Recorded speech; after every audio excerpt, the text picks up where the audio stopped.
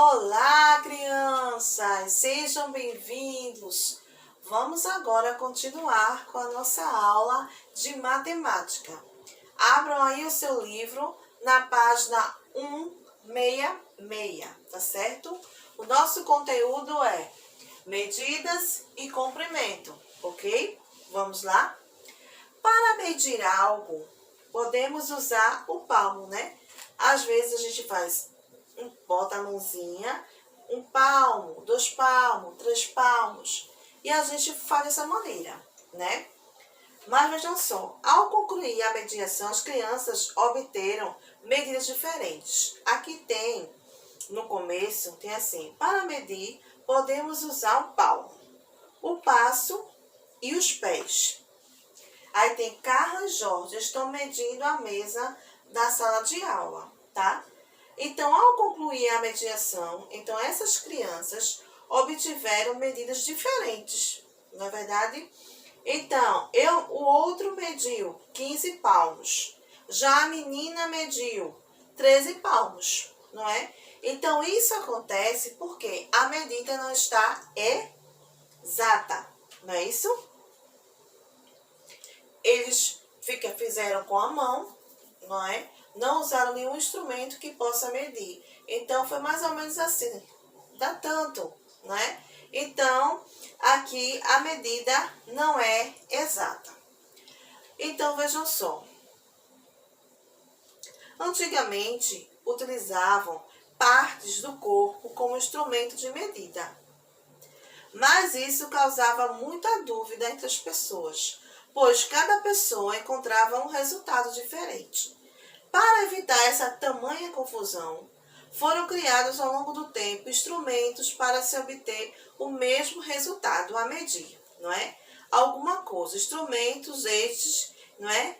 Que vocês podem ter em casa. Já viu uma trena? Que tem aqui, isso aqui, ó, uma trena, não é? Que serve para você medir, não é? Temos a fita métrica, né? Que é muito utilizada, você pode até medir, não é? Ah, quanto eu tenho? Será que eu tenho 1,50 m, 1,40 m, não é? Então, vejam só. O metro, ele pode ser dividido em 100 partes iguais, tá certo?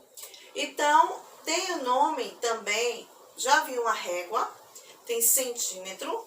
O centímetro, a gente utiliza assim, não é? O C e o M, não é? Que é o centímetro. Então, vejam só. Quando você pega uma régua, você pode pegar e você pode medir. Na verdade, você coloca assim na folha e você vai medir. E você vai ver aqui, esse centímetro aqui. CM significa centímetro. Então, vejam só. Cada uma dessas partes tem o nome de centímetro, não é? E o centímetro é muito utilizado para medir pequenos objetos, como lápis, lírios, palitos de picolé e borracha, não é isso? Aí você tá vendo que do 0 a 1, tá vendo? Aqui é centímetro, tá certo? Tem aqui a régua, 0, né? E tem o 1, né? E assim vai, 2, e assim vai sucessivamente. Então, vejam só, daqui pra cá já é centímetro, tá certo, gente? Então, para utilizar medição, vocês podem usar a fita métrica, não é isso? Que é um instrumento muito utilizado para o quê? Você vai na costureira, você quer tirar a medida, né? Do seu vestido ou da sua bermuda. Então, você vai utilizar o quê? A fita métrica, né? Tem a trena, que é muito utilizada, né? Para a construção, né? Que vai medir lá, quanto eu devo colocar aqui, quanto eu devo aqui. Então, isso também aqui faz parte do instrumento para medir, tá certo, gente? Você pode também medir o seu tamanho, né? Colocar assim, ó, e ver quanto é que você tem, sabe? Então, é essencial, né? Esses instrumentos de trabalho. Nós vamos fazer a atividade da página 168, 169, tá certo?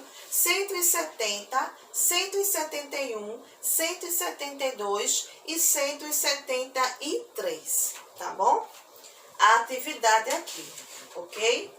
Aí aqui na página 168, 168, tem aqui, não é? Porque Clara contou mais palmos que André. Foi o que eu falei para vocês. Quando a gente vai contar com a mão ou com os pés, a gente vai deduzir mais ou menos aquela medição, não é? Então, aquilo não é exato, mãe. Mas quando a gente pega a fita métrica e a gente vai medir, a gente vai saber exatamente qual é ali a medida exata, tá certo?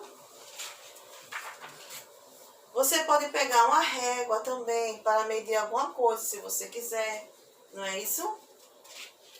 Pode medir um lápis, qualquer coisa que você quiser.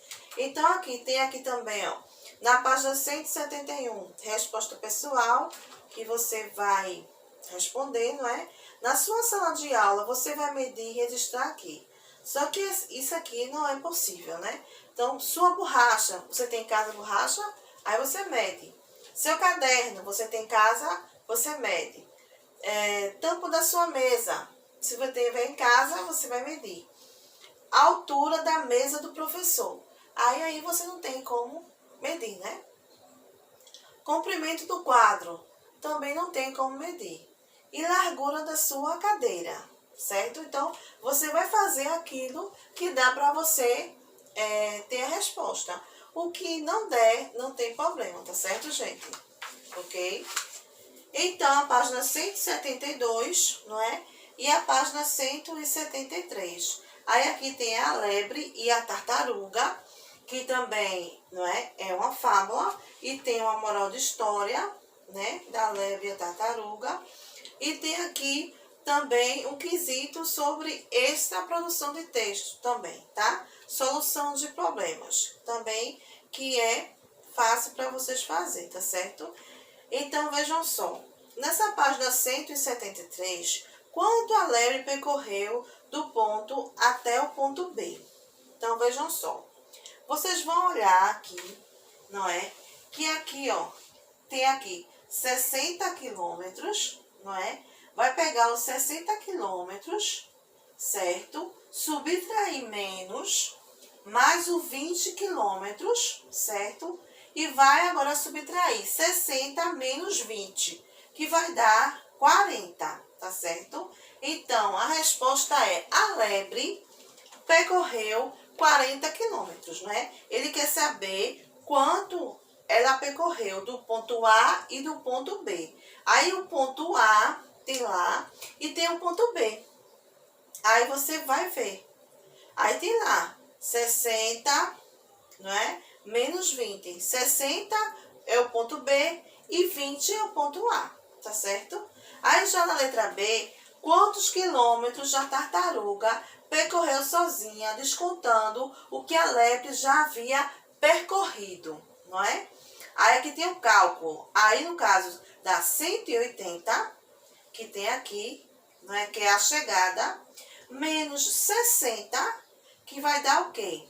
180 menos 60 é igual a 120. Então, a resposta é: a tartaruga percorreu 120 quilômetros sozinha. Então, aqui é uma história da lebre e a tartaruga, que vocês devem conhecer, não é? Que é uma fábula. Certo dia, a lebre, que era muito convencida, desafiou a tartaruga para uma corrida, argumentando do que ela era mais rápida que a tartaruga, nunca a venceria. A tartaruga começou a treinar enquanto a lebre não fazia nada.